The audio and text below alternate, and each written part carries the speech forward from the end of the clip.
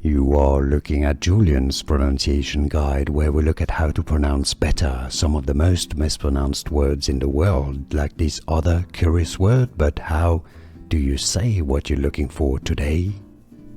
We are looking at how to pronounce these words and more confusing vocabulary too many people mispronounce in English. Stay tuned to the channel to learn more. Nonverbal. Non-verbal. That's British English. Nonverbal. In American English it's said rather as nonverbal.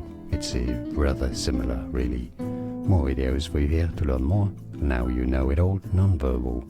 Thanks for watching. I'll see you there to learn more. Here are more videos on how to pronounce more confusing words and names too many mispronounced. Like this video if you found it useful. I appreciate your support. I'll see you soon and thanks for watching.